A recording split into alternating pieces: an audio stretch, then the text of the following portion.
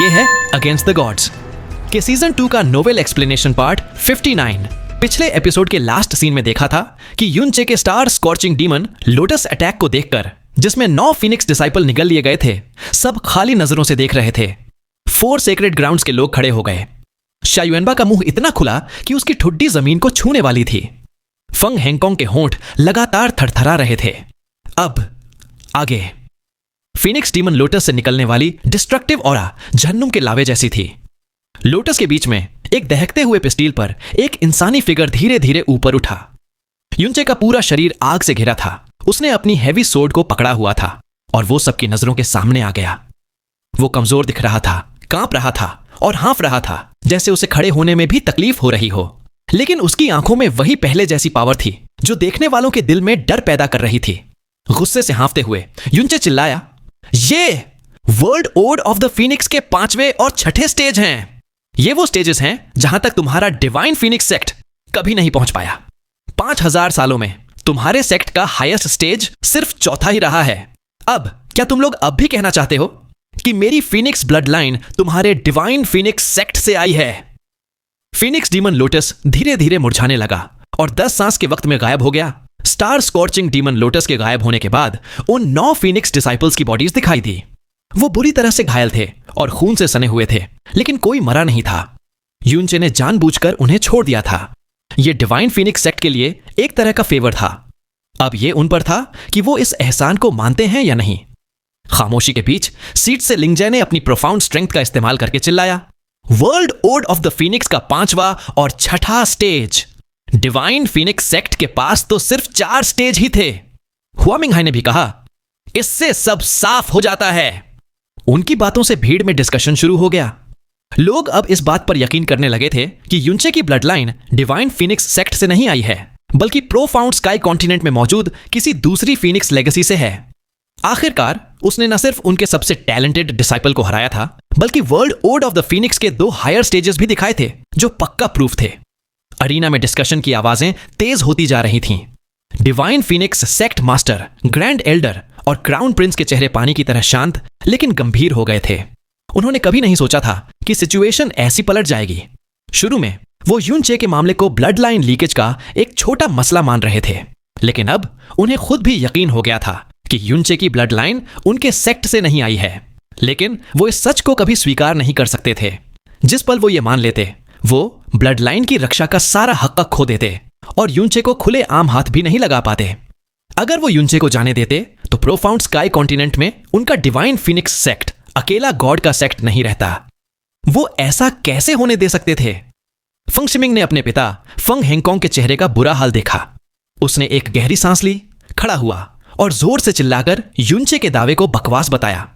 उसने कहा कि प्रोफाउंड स्काई कॉन्टिनेंट में हमेशा से सिर्फ एक ही फीनिक्स लेगेसी सेक्ट रहा है और उनके फीनिक्स गॉड ने खुद कहा है कि वो आखिरी फीनिक्स स्पिरिट हैं। इसलिए युनचे की ब्लड लाइन कहीं और से आ ही नहीं सकती। फंग शिमिंग के हर लफ्ज में जोर था, लेकिन सुनने वालों को लग रहा था कि वो जबरदस्ती अपनी बात मनवा रहा है। तभी शा युएनबा ने गुस्से से गुर्राते हुए कहा, क्या बकवास है? तुम्हारे टॉप 10 डिसाइपल्स को मेरे ब्रदर इन लॉ ने कुत्तों से भी बुरी तरह हराया है, और तुम्हारी हिम्मत कैसे हुई है कहने की कि उसकी ब्लड लाइन तुम्हारे सेक्ट से आई है? ये तो सीधे सीधे मेरे ब्रदर इन लॉ की बेइज्जती है। शा युएनबा के शब्द इतने कड़वे थे जैसे उसने सबके सामने क्राउन प्रिंस के चेहरे पर गोबर मल दिया हो। फंग शिमिंग का चेहरा गुस्से से लाल हो गया। स्पिरिचुअल मास्टर एंशिएंट ब्लू ने शा युएनबा को दिखावे के लिए डांटा, युएनबा बदतमीजी मत करो। फिर उन्होंने कहा, लेकिन इस बूढ़े आदमी ने जो देखा है उसके हिसाब से युनचे की ब्लड लाइन सच में तुम्हारे सेक्ट से नहीं आई है। उसका World odd of the Phoenix सब कुछ साबित करने के लिए काफी है। स्पिरिचुअल मास्टर एंशिएंट ब्लू की बात हल्की थी, लेकिन उनके स्टेटस के हिसाब से पूरे अरीना में उनकी बातों का वजन सबसे ज्यादा था। उनके बोलते ही फेंग हैंगकांग और दूसरों के चेहरे और भी खराब हो गए। फंग शिमिंग ने एक गहरी सांस ली और सीनियर एंशिएंट ब्लू को सलाम करके अपनी बात रखी। उसने दलील दी कि युनचे का जीतना सिर्फ उसके टैलेंट को साबित करता है, ब्लड लाइन की प्यूरिटी को नहीं। उसने आरोप लगाया कि युनचे ने अपनी मूव्स को खुद ही world odd of the Phoenix का 5वां और 6ठा स्टेज नाम दे दिया है, जबकि किसी ने असल में हायर स्टेजेस देखे ही नहीं हैं। उसने दावा किया कि युनचे बस दूसरे फायर प्रोफाउंड स्किल्स का इस्तेमाल करके सबको धोखा दे रहा था। फंग शिमिंग के ये बोलते ही स्पिरिचुअल मास्टर एंशिएंट ब्लू ने हल्के से अपनी आंखें सिकोड़ ली और शिया युअनबा गुस्से से कुछ चिल्लाने ही वाला था।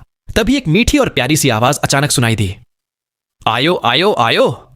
लिटिल मिंगमिंग की बातें सुनकर लगता है तुम में बिल्कुल शर्म नहीं है। मैंने इतना सुना कि अब बर्दाश्त के बाहर हो गया है।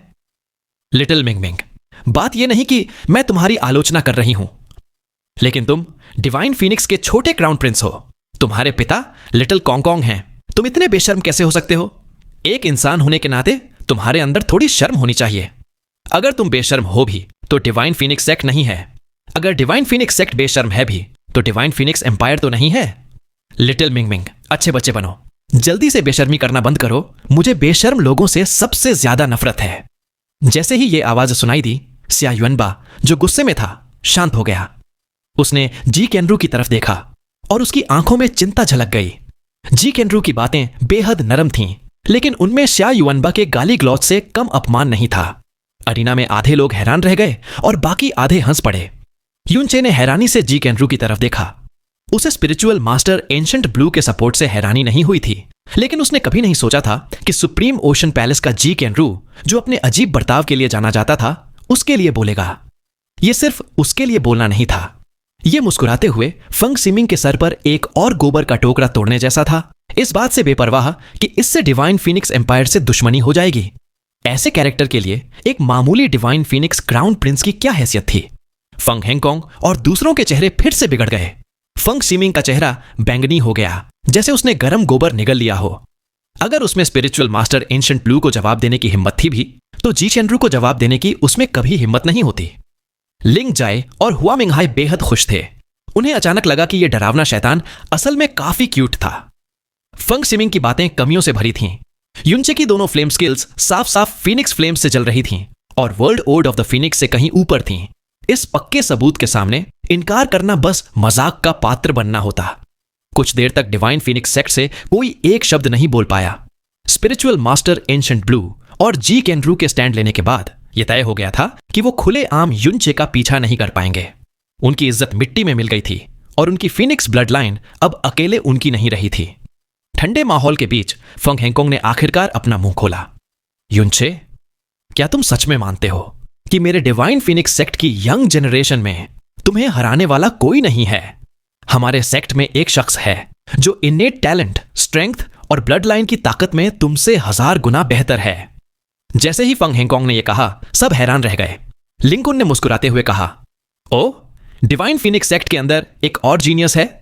क्या डिवाइन फीनिक्स सेक्ट मास्टर ने उसे टूर्नामेंट में हिस्सा लेने लायक नहीं समझा? सच तो यह था कि फेंग सिलुओ से ऊपर एक और ट्रम्प कार्ड था, लेकिन वो डिवाइन फीनिक्स सेक्ट के लिए बेहद जरूरी था। इसलिए फेंग हैंगकांग ने उसे कभी जाहिर करने का नहीं सोचा था। लेकिन आज का मामला सेक्ट के सम्मान और फ्यूचर से जुड़ा था। यह उनके 5000 साल के इतिहास का सबसे बड़ा खतरा था। भले ही वो सिचुएशन को पूरी तरह पलट ना सकें, उन्हें कुछ तो इज्जत वापस पानी ही थी। उन्हें दुनिया को बताना था कि भले ही एक और फीनिक्स लेगेसी आ गई हो, वो उनके डिवाइन फीनिक्स सेक्ट से पावरफुल नहीं हो सकती। फंग हैंगकांग पीछे मुड़ा और पास खड़ी फंग शुएर पर उसकी नजर पड़ी। अपनी बेटी को देखते ही उसका चेहरा नरम हो गया। उसने धीरे से कहा, जुएर, मैं जानता हूं कि तुम्हें लड़ना पसंद नहीं है, लेकिन आज का मामला हमारे सेक्ट के 5000 साल के रेपुटेशन से जुड़ा है। प्लीज इस एक बार अपने रॉयल फादर की मदद कर दो, ठीक है? उसकी आवाज में परेशानी और ना चाहते हुए भी शर्मिंदगी थी। पूरी दुनिया में शायद सिर्फ फेंग शुएर ही उस पर ऐसा असर डाल सकती थी। फंग शुएर ने कुछ नहीं कहा। एक पल की खामोशी के बाद वो चुपचाप खड़ी हो गई। उसके इस आसान से मूवमेंट से पूरे अरीना की नजर उसकी तरफ खींच गई। उसकी तरफ देखते ही सबके चेहरे हैरानी से दीवानगी में बदल गए, जैसे उनकी सोल उसके शरीर में समा गई हो। फंग शुएर ने नरमाई से जवाब दिया, जी royal father. Spiritual master ancient blue, Ling Kun और जी चेनरू के चेहरों पर हैरानी झलक उठी। ये सिंहन की आंखें फंग शुएर के शरीर पर टिकी हुई थीं, जैसे वो एक भूखा भेड़िया हो। सब हैरान होकर फंग शुएर को धीरे धीरे आगे बढ़ते हुए देख रहे थे। फंग शुएर के शरीर से प्रोफाउंड स्ट्रेंथ की ऑरा का एक अंश भी महसूस नहीं हो रहा था। वो पूरी तरह से एक नाजुक लड़की लग रही थी। हैरानी के बीच फंग शुएर पहले ही युनचे के सामने खड़ी हो चुकी थी। युनचे ने कभी नहीं सोचा था कि वो फंग शुएर से दोबारा इस हालत में मिलेगा। उसने घबराहट से उसे देखा और मुश्किल से पुकार पाया, शुएर। बेहद ताकतवर डिवाइन फीनिक्स सेक्ट के सामने वो बिना डरे उनका सामना कर सकता था, लेकिन फेंग शुएर के सामने उसका सारा घमंड गायब हो गया। उसके दिल में गहरी शर्मिंदगी और डर था। उसने उसकी जान बचाई थी, उस पर विश्वास किया था और उसे World odd of the Phoenix सिखाया था, लेकिन बदले में उसने उसे सिर्फ धोखा दिया था। युनचे ने एक नरम आवाज में कहा, शुएर, मुझे माफ कर दो। फेंग शुएर ने कोई जवाब नहीं दिया। अचानक उसने अपना छोटा हाथ आगे बढ़ाया। हथेली युनचे के सीने की तरफ थी। युनचे हिला नहीं। अगर वो हमला भी करती तो वो पलटकर वार नहीं करता। एक हल्की हवा गुजरी।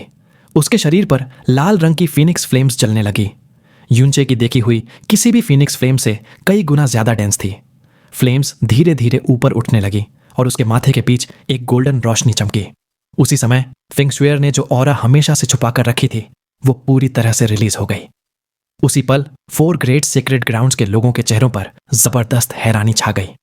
लिंकुन तुरंत खड़ा हो गया। क्या? जी सेनरू की पतली आंखें तिरछी हो गईं। ओह! स्पिरिचुअल मास्टर एंशिएंट ब्लू के चेहरे पर भी साफ हैरानी थी। ये सिंहान की आंखें और भी बड़ी हो गईं। उसने कहा, ये मिथिकल ब्लड लाइन, ये परफेक्ट शरीर, ये तो दुनिया का सबसे परफेक्ट इंक्यूबेटर है। फेंग शुएर की प्रोफाउंड ऑरा नरम और कोमल थी, लेकिन वहां मौजूद हर किसी को एक हल्का घुटन का एहसास हुआ। युनचे, जो उसके सबसे करीब था, ने इसे सबसे साफ महसूस किया। उसका दिल गहरी हैरानी और एक अजीब से मायावी एहसास से भर गया था। वो शुएर, जो एक एंजल की तरह खूबसूरत और फ्लॉलेस थी, जिसे साफ बर्फ पसंद थी, जो उसे बिग ब्रदर युन कहती थी, वो असल में एक ऐसी जगह पर थी जहां तक वो ऊपर देख भी नहीं सकता था, एक मिथिकल सपने जैसे रेल्म में। उसे यकीन था कि यह एहसास गलत नहीं था, क्योंकि उसने 4 ग्रेट सीक्रेट ग्राउंड्स के लोगों के चेहरों पर वही हैरानी देखी थी जो स्या युनबा को देखकर दिखाए गए एक्सप्रेशन से कई गुना ज्यादा थी। वो अब आखिरकार समझ गया था कि डिवाइन फीनिक्स सेक्ट में प्रिंसेस स्नो का दर्जा इतना ऊंचा क्यों था। स्या युनबा ने अपने मास्टर से पूछा, मास्टर, उसकी स्ट्रेंथ किस लेवल पर है? स्पिरिचुअल मास्टर एंशिएंट ब्लू ने एक गहरी सांस ली और कहा, यह वही प्रिंसेस स्नो है, फेंग शुएर। वो इस साल सिर्फ 16 साल की है और उसकी प्रोफाउंड स्ट्रेंथ सॉवरेन प्रोफाउंड से आधा कदम दूर है। स्या युनबा का पूरा शरीर जम गया। उसे साफ पता था कि 16 साल की उम्र में इस लेवल पर होना कितना डरावना कंसेप्ट है। स्पिरिचुअल मास्टर एंशिएंट ब्लू ने धीमी आवाज में कहा, लगता है वो अफवाह सच है। उसी समय लिंकुन की नजर ये सिंहान पर पड़ी और उसने भी वही बात कही। ये सिंहान एक्साइटेड होकर कांपने लगा और बोला, बिल्कुल सच है। ये खबर मुझे उस शख्स ने दी थी, और तो और वो शख्स जल्द ही मुझे इस सबसे परफेक्ट इंक्यूबेटर को हासिल करने में मदद करेगा। अगर मैं उसे और 9 प्रोफाउंड एक्सक्विजिट बॉडी को एक साथ पा सकूं तो मैं बाकी सभी औरतों को छोड़ दूंगा। लिंकुन ने मुस्कुराते हुए कहा, मुझे विश्वास है कि जल्द ही young hall master profound sky के नंबर 1 एक्सपर्ट बनेंगे। मैं यंग हॉल मास्टर को पहले से ही बधाई देता हूं। स्टेडियम में कोई भी फेंग शुएर की प्रोफाउंड एनर्जी का लेवल पता नहीं कर पा रहा था, लेकिन उन्हें यह महसूस हो गया था कि यह कितनी डरावनी थी। तभी फेंग शुएर के शरीर पर फीनिक्स फ्लेम अचानक बुझ गई। युनचे उसे हैरान होकर देखता रहा। यह जानना चाहता था कि क्या उसके लिए उसका नजरिया अब बदल गया था। तभी फेंग शुएर पीछे घूमी और उसने फंग हेंगकोंग से पूछा, रॉयल फादर, शुएर को एक सवाल पूछना है। फंग हेंगकोंग ने सिर हिलाया। शुएर, बोलो।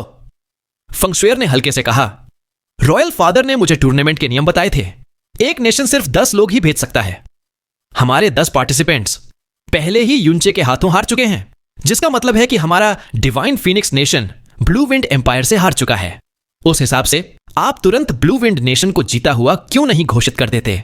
और आपने फिर भी मुझे यहां आने के लिए क्यों कहा? पूरा स्टेडियम शांत हो गया। सभी फेंग हेंगकोंग का इरादा जानते थे। वो फेंग शुएर की ताकत दिखाकर डिवाइन फीनिक्स एम्पायर की इज्जत वापस पाना चाहते थे। इसलिए भले ही फेंग शुएर ने एक बेवकूफी भरा सवाल पूछा था, इसका जवाब देना मुश्किल हो गया। फेंग सिमिंग ने जल्दी से कहा, शुएर, तुम्हें बस अभी युनचे को हरा देना है। रीजन रॉयल फादर तुम्हें बाद में बता देंगे। हमें सबको यह साबित करना है कि हम सिर्फ इसीलिए हारे क्योंकि हमने अपना सबसे स्ट्रांग एक्सपर्ट नहीं भेजा था। फेंग शुएर ने धीरे से अपना सर हिलाया। अगर बात ऐसी है तो शुएर सीधे हार मानने को तैयार है। उसके इस जवाब से डिवाइन फीनिक्स सेक्ट के सभी लोग हैरान रह गए। फंग फेयन ने कहा, शुएर, यह हमारे पूरे डिवाइन फीनिक्स एम्पायर के सम्मान और इज्जत से जुड़ा है। फेंग शुएर ने हल्के से जवाब दिया, उसने समझाया कि उसे समझ नहीं आ रहा कि इस तरह का मामला सम्मान और इज्जत से कैसे जुड़ा है। उसने सवाल किया कि क्या सम्मान का मतलब हमेशा जीत ही होता है। उसने याद दिलाया कि कैसे उनके डिसाइपल्स ने युनचे पर मिलकर जानलेवा हमला किया, लेकिन जब युनचे ने उन्हें हराया तो उसने उन्हें मारा नहीं। इसके बावजूद डिवाइन फीनिक्स ने कोई धन्यवाद व्यक्त नहीं किया। उसके शरीर पर जो फीनिक्स ब्लड लाइन है वो साफ तौर पर हमारी ब्लड लाइन से नहीं आई है। फिर भी आप इस बात को इतनी जिद से क्यों झुठला रहे हैं? फेंग सिमिंग कुछ बोल नहीं पाया। फेंग शुएर ने उसकी बात काटते हुए कहा, नहीं, रॉयल ब्रदर गलत हैं। शुएर यह साबित कर सकती है कि उसकी ब्लड लाइन सच में हमारे सेक्ट से नहीं आई है। पूरा स्टेडियम हैरानी में डूब गया। फेंग शुएर घूमी और उसने अपना हाथ युनचे के माथे की तरफ बढ़ाया।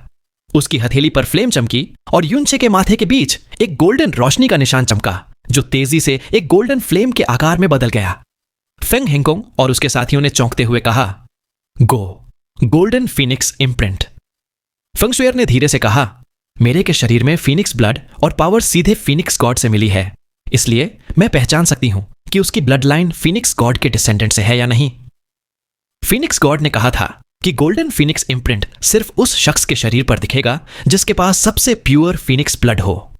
उसका इम्प्रिंट गोल्डन है, जो साबित करता है कि उसकी ब्लड लाइन उसे सबसे सीधे तौर पर मिली है, न कि पीढ़ियों से आगे बढ़ी है। इसके बाद फेंग शुएर ने डिवाइन फीनिक्स सेक्ट की सीट्स का सामना किया।